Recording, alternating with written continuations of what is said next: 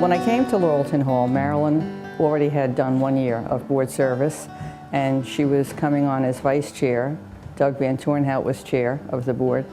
And I found right from the very beginning that she was a very, very effective board member because she was so experienced in governance. My daughter Kelly Kopchik graduated from Lauralton Hall in 2007. I served on the board of trustees with Marolyn. Well, we grew up only 2 blocks from Lauralton Hall as a family of my folks, Sarah and my father Joseph, and 4 children. In fact, the family homestead is still only 2 blocks from here, and my father was born only 2 or 3 blocks from here. I think that he was the one that Lauralton Hall had made the first and earliest impression upon, because he grew up just so very close to here, born in the late teens, and had seen the wonderful work that had been done here and what a great school it had been. And so I think that both of my sisters were inspired to come to Lauralton for that reason. We had been in the construction business and had constantly and for many, many years done work up at the school and on the grounds. So we had a very close and very nice relationship with the school for many, many years. Marolyn arrived at Lauralton in the fall of 1958 as a freshman, and I believe that was the year of the last senior boarder at the school. And Marolyn graduated in 1962 and then on to college in Savannah, Georgia. Marolyn was always a hardworking individual and talented. She had great organizational skills and had worked as an assistant to the president and director of 3 different companies in her younger years before she met George, and they were married. George, a very talented and hardworking, industrious individual, had come probably 10 years prior to that from Hungary as a refugee and had experienced fully the American dream in this country. And the 2 of them have built an incredible life and a wonderful business between them with their different talents. Marolyn and George had lived in North Milford for many years, and they were very active members of Christ the Redeemer Parish. They moved about 10 years ago down to the shore. Marolyn has 1 child, George, and he is married to Marie, and they have 2 lovely children, Marolyn and George's grandchildren, that Marolyn and George are deeply attached to. Marolyn, I believe, has been very active with St. Mary's through the years and local parish in Milford. And beyond that, the 2 of them have gone off and started a very, very successful company that they've had for 35 years now. Oh, she was very committed to Lauralton. Yeah. She certainly was very, very proud of the fact that she was an alum of the school.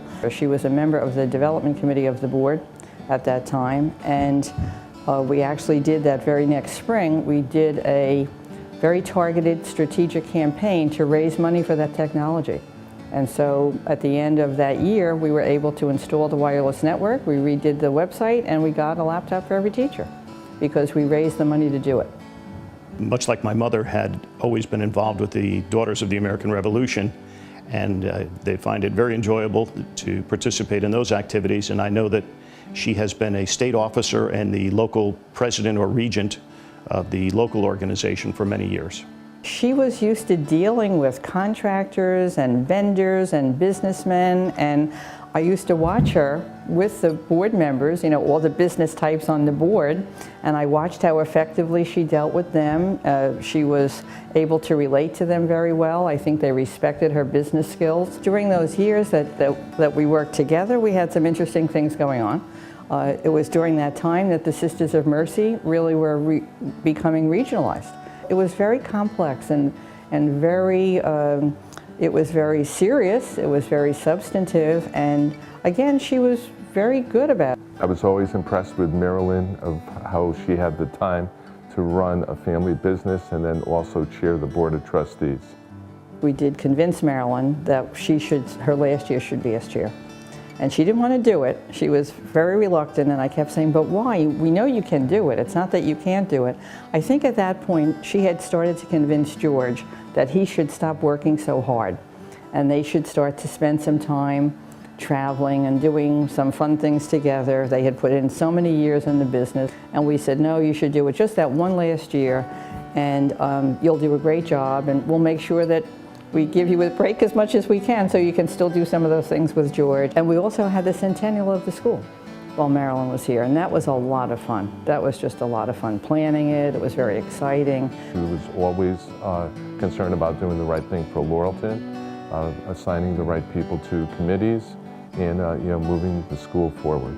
Well, one of the things I do want to give Marolyn credit for certainly was really getting behind us when we talked about saving the carriage house, because she really did understand as a historic preservation person that really was that structure. It had a great deal of value, not just sentimental value, but it had real value to the city of Milford, to the state of Connecticut, as well as to the school. I crossed the South China Sea and Pacific Ocean and came to America as a refugee. My journey was desperate and rough. From Guam, I arrived at the refugee camp in the Little Rock, Arkansas. We got sponsored by a member of the Christ Redeemer Church in Milford, Connecticut. Those members were Larry Constantini and Mona Constantini and Marolyn and George Paulis. Marolyn and George were saviors for my brother, my sister, and for myself and my family. I am very grateful and appreciate the Catholic Church. Most important, I am very fortunate and grateful to Marolyn. It is with her help that allow us to have a better life in America. Thanks, Lauralton Hall, for having me today. God bless Marolyn and George, and God bless America.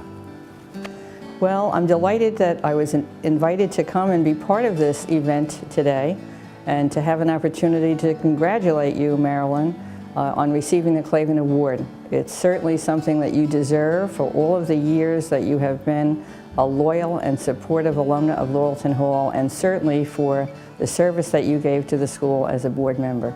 Marolyn, it was a pleasure working with you on the board, and congratulations in receiving the Claven Award. Well, Marolyn, congratulations on the Claven Award. Well deserved. You have been diligent in your efforts for so many years with Lauralton Hall and so many other great institutions. And I think that is well deserved, and our love goes out to you for this evening.